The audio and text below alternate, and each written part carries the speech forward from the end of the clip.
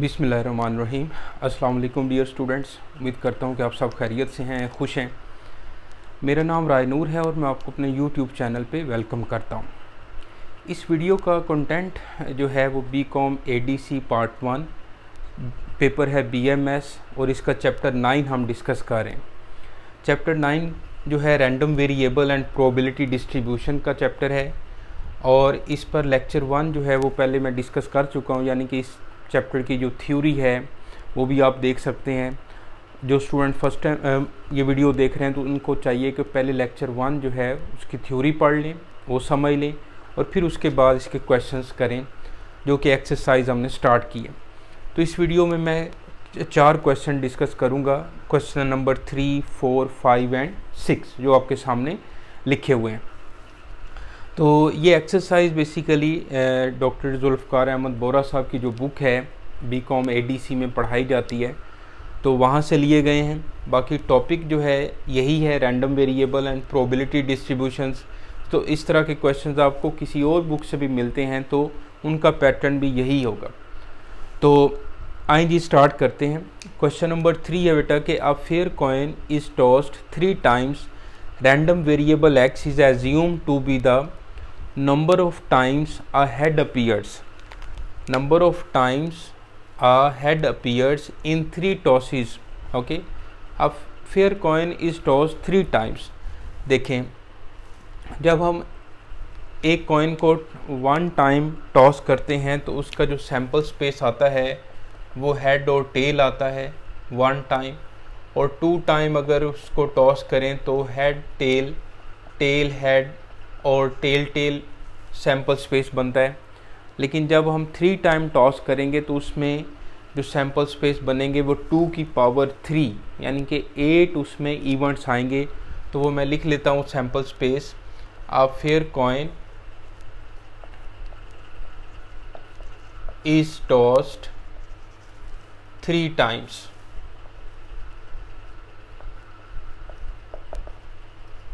तो इसके अंदर बेटा सैम्पल स्पेस जो बनेंगे वो इस हेड को इन सब के साथ मिला लो, head head head head head tail, head tail head, और फिर उसके बाद हेड टेल टेल। फिर उसके बाद इस टेल को सब के साथ मिला लो तो ये बन जाएगा टेल हेड हेड, फिर टेल हेड टेल और टेल टेल हेड और ट्रिपल टेल। ठीक है, तो ये इसका सैम्पल स्पेस बन रहा है। और इसमें आप देखें तो इसके जो इवेंट्स आ रहे हैं, वैल्यूज़ आ रही हैं, वो 8 वैल्यूज़ आ रही हैं। अब यहाँ पर लिखें let X be random variable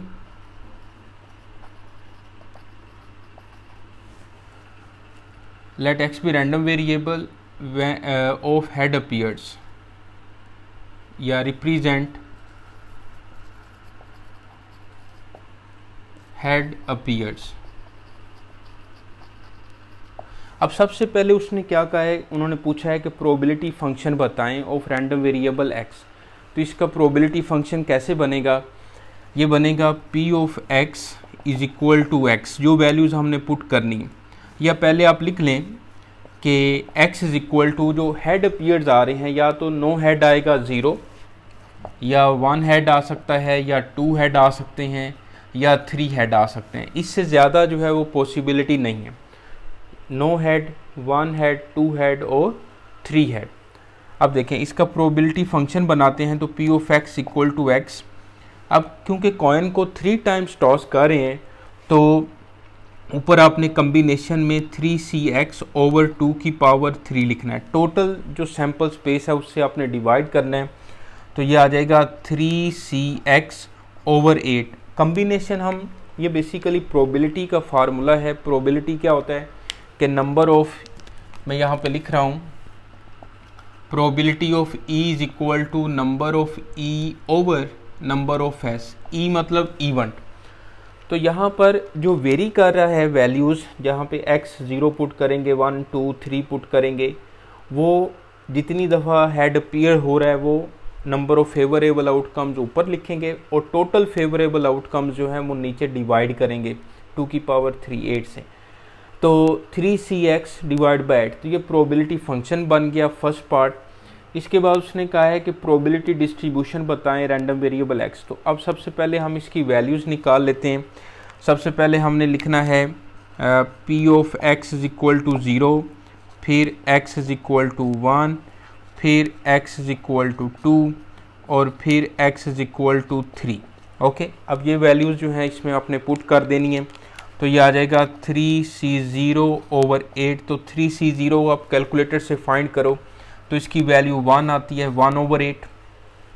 okay, main काम इसमें जो है ना प्रोबेबिलिटी फंक्शन ही बनाना है मेन काम। उसके बाद उसमें बस वैल्यूज़ पुट करते जाओ। अब x की जगह पे 1 पुट किया तो 3c1/8। तो 3c1 जो है वो आएगा कैलकुलेटर से 3/8। ओके, कैलकुलेटर से आप कम्बिनेशन निकाल सकते हैं। इसी तरह 3c2 जो है 3c2/8, तो ये भी 3 आएगा। ओके, और 3c3/8, तो 3c3 की वैल्यू जो है वो 1/8 आ जाएगी। तो इस तरह बेटा आपने ये सारी वैल्यूज़ जो है वो फाइंड कर लेनी है। ओके, अब ये वैल्यूज़ फाइंड करने के बाद उन्होंने सेकंड पार्ट पूछा है probability distribution of random variable x in tabular form. तो टेबुलर फॉर्म में जो है वो हमने रैंडम वेरिएबल एक्स का जो है वो टेबल बनाना है। तो मैं ये यहाँ पे बना देता हूँ, देखिएगा। जैसे इस तरह से आप टेबल बना लो, x की वैल्यू और p ऑफ x की वैल्यू। आप इसको f ऑफ x भी कह सकते हैं, p ऑफ x भी कह सकते हैं। x की वैल्यू 0, 1, 2, 3। ओके, ये वाली वैल्यूज़ आ रही हैं। बल्कि मैं इस तरह से टेबल बना देता हूँ, ठीक है। बल्कि अब देखें 0 जब है तो प्रोबेबिलिटी जो है वो 1/8 है, 1 पे जो है वो 3/8 है, 2 पे जो है वो 3/8 और 3 पे x की वैल्यू 3 पर जो प्रोबेबिलिटी है वो 1/8। तो यहाँ तक हमारा जो क्वेश्चन है वो कंप्लीट होता है। प्रोबेबिलिटी डिस्ट्रीब्यूशन को हमने प्रोबेबिलिटी डिस्ट्रीब्यूशन बनाई इन टेबुलर फॉर्म। ओके, क्वेश्चन 3 जो है बेटा यहाँ तक हमारा कंप्लीट होता है। ओके, अब चलते हैं जी क्वेश्चन 4 पे। तो क्वेश्चन 4 की स्टेटमेंट पढ़िएगा। क्वेश्चन 4 की स्टेटमेंट पढ़ें आप, ठीक है। मैं ये रेज कर देता हूँ। उसमें वो कह रहा है कि a fair 4 unbiased coins were tossed, make the probability distribution of x in the tabular form where x is equal to number of head appears। Okay, तो क्वेश्चन नंबर 4 का सोल्यूशन मैं यहाँ पे कर रहा हूँ। यहाँ पे लिखें probability distribution in tabular form where x is equal to number of head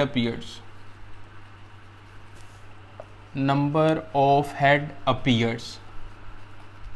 ठीक है बेटा, इसके अंदर सैम्पल स्पेस में जो नंबर ऑफ s बनेगा वो बनेगा 2 की पावर 4 यानी कि 16, क्योंकि 4 अनबायस्ड कॉइन्स को हम टॉस कर रहे हैं। तो इसमें सैम्पल स्पेस में जो इवेंट्स आएंगे, वैल्यूज़ आएंगी, वो 2 की पावर 4 बनेगी।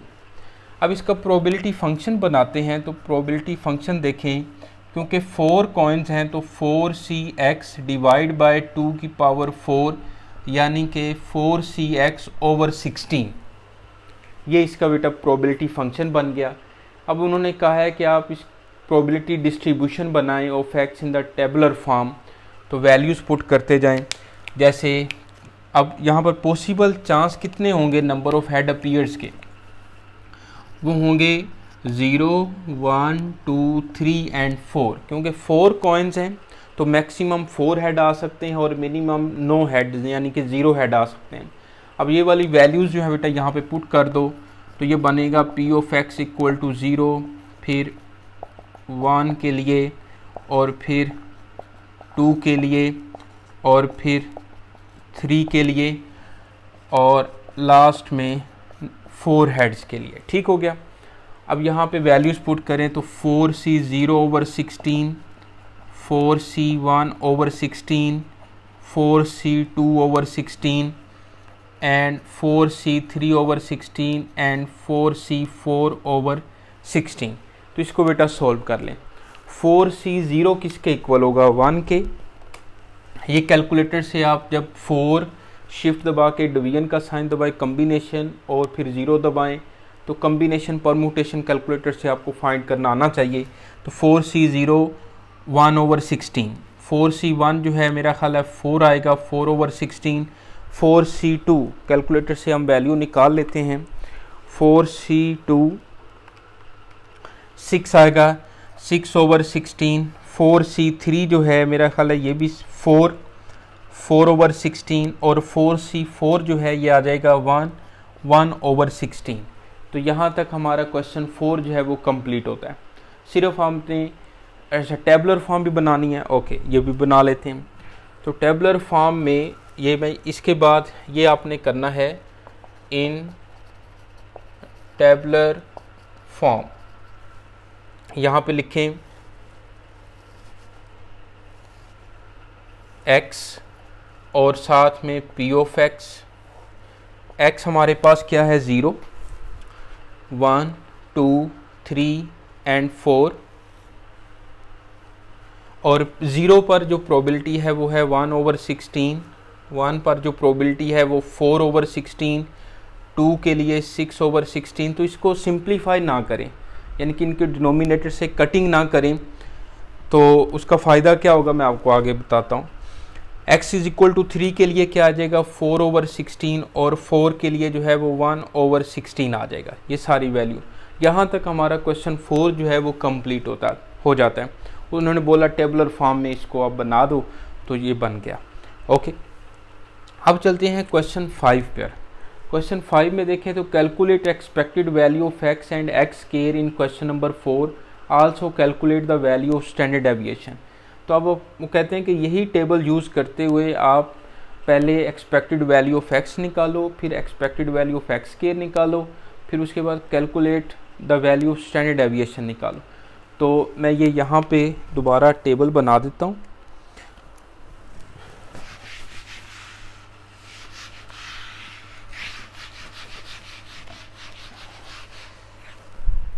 देखिएगा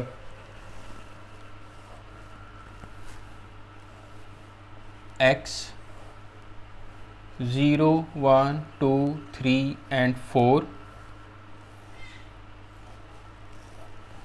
p ऑफ x, ओके ये वैल्यूज़ लिखो आप 1/16, 4/16, 6/16, 4/16 और 1/16। अब आपने कॉलम बनाना है x p ऑफ x का, फिर आपने कॉलम बनाना है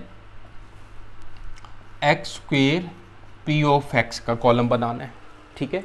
अब x p ऑफ x में आपने 0 को इससे मल्टीप्लाई करना है, 0 1 × 4/16, 12/16, 12/16 और 4/16। अब आप इनको ऐड करें, डिनोमिनेटर सेम है, सिर्फ आप नोमिनेटर को ऐड कर लो। 4 + 12 + 12 24, 24 + 4 26 + 4 कितना बनेगा ये 24 + 4 28 और 32 आ जाएगा, 32/16। इस तरह आपने x square p of x कैसे फाइंड करना है कि इसका स्क्वायर लेके इससे मल्टीप्लाई करते जाएं, या आप x p ऑफ x को दोबारा x से मल्टीप्लाई करते जाएं। 0 × 0 0, ये मल्टीप्लाई करें 4/16, इसको मल्टीप्लाई किया 24/16, 12 3s are 36/16, फिर 4 4s are 16, तो ये फिर x स्क्वायर बन जाएगा, यानी कि x को x से मल्टीप्लाई करेंगे तो x स्क्वायर वाली टर्म आ जाएगी। अब इसका सम फाइंड करें बेटा, तो 36 + 4 को या 40, 60, 60 में 20 ऐड करो तो 80, 80 / 16 आ जाएगा, ये 5 बन जाएगा और ये 2 आ जाएगा। ऐसे ही है। अब सबसे पहले हमने expected value of x find करना है, यानी कि expected value of x equal होगा summation x p of x, तो ये इक्वल है 2 के, आपके सामने लिखा हुआ है, ओके। इसके बाद एक्सपेक्टेड ऑफ x स्क्वायर, तो ये इक्वल होगा summation x square p of x के होता है, और ये इक्वल है 5 के, ओके। इसके बाद है जी स्टैंडर्ड डेविएशन। स्टैंडर्ड डेविएशन को हम सिग्मा से डिनोट करते हैं और ये expected of X square minus expected of X का whole square and whole square root होता है। यानी कि वेरिएंस का जब हम स्क्वेयर रूट लेते हैं तो वो स्टैंडर्ड डेविएशन बन जाता है। अब एक्सपेक्टेड ऑफ एक्स स्क्वेयर की जगह पे लिखा 5 और इसकी जगह पे लिखा 2 का स्क्वेयर और यह आ जाएगा 5 माइनस 4, 1 का स्क्वेयर रूट 1 ही होता है। तो इस तरह से हमारा जो क्वेश्चन 5 है ये कंप्लीट होता है बेटा। इसको देख लीजिएगा एक दफ़ा, ओके, इसको एक दफ़ा देख लें। और अब चलते हैं क्वेश्चन 6 पे, ओके।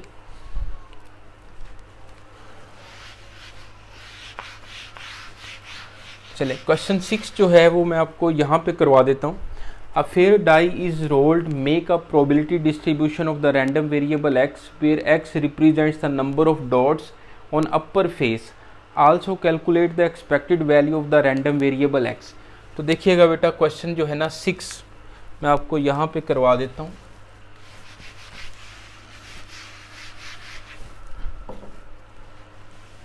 क्वेश्चन 6 का जो सॉल्यूशन है, A fair die is rolled.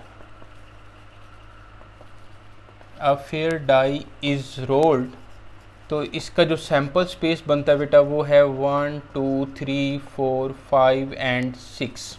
ऐसे ही है ना, यानी कि लूडो का दाना डाई जो है उसको आप रोल करें तो 1 2 3 4 5 6 डॉट्स ही आ सकते हैं, इससे ना तो कम है ना ज़्यादा है, ओके। अच्छा, अब यहाँ पर जो इसका प्रोबेबिलिटी फंक्शन बनेगा, हर इवेंट के आने की जो प्रोबेबिलिटी है ना, इसका जो प्रोबेबिलिटी फंक्शन बन रहा है वो है 1/6, ऐसे ही है। और रैंडम वेरिएबल x जो है नंबर ऑफ डॉट्स अपीयर वो क्या है 1 2 3 4 5 एंड 6 है, ऐसे ही है। अब इसकी प्रोबेबिलिटी फिक्स है, हर इवेंट के आने की जो प्रोबेबिलिटी है इसमें वो फिक्स है 1/6, ओके। अब हम टेबल बनाते हैं, देखिएगा x 1 2 3 4 5 और 6 और प्रोबेबिलिटी इसकी लिखते हैं हम। हर इवेंट की जो प्रोबेबिलिटी है वो 1/6 1/6 1/6 1/6 1/6 है, ऐसे ही है। अब उन्होंने कहा है कि आप फाइंड करें calculate expected value of the random variable x। तो एक्सपेक्टेड वैल्यू क्या है, summation x p of x। तो हमें कौन सा कॉलम चाहिए, x p ऑफ x का कॉलम चाहिए। तो x p ऑफ x इसको मल्टीप्लाई कर दें 1/6 2/6 3/6 4/6 5/6 एंड 6/6। अब इन सब को आप ऐड कर लें, डिनोमिनेटर सेम है, नोमिनेटर को ऐड कर लो। 1 + 2 3 3 + 3 6 6 + 4 10 10 + 5 15 और 6 21 21/6 इसका आंसर है। इसको हम सॉल्व कर लेते हैं। 21/6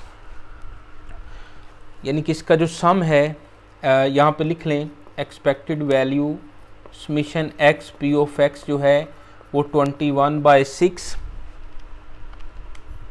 तो ये बन जाएगा 3.5। तो ये क्वेश्चन 6 तो बिल्कुल आसान था। तो ये क्वेश्चन बेटा आपने अच्छे से पढ़ने हैं और इससे आगे जो क्वेश्चन है वो लेक्चर 3 में डिस्कस करेंगे। तो कोई प्रॉब्लम होती है तो आप लाजमी डिस्कस करें, मेरे साथ पूछें आप चीज़ें। तो अपना ख्याल रखें और नेक्स्ट वीडियो तक के लिए राय नूर को इजाज़त दें। अल्लाह हाफिज़।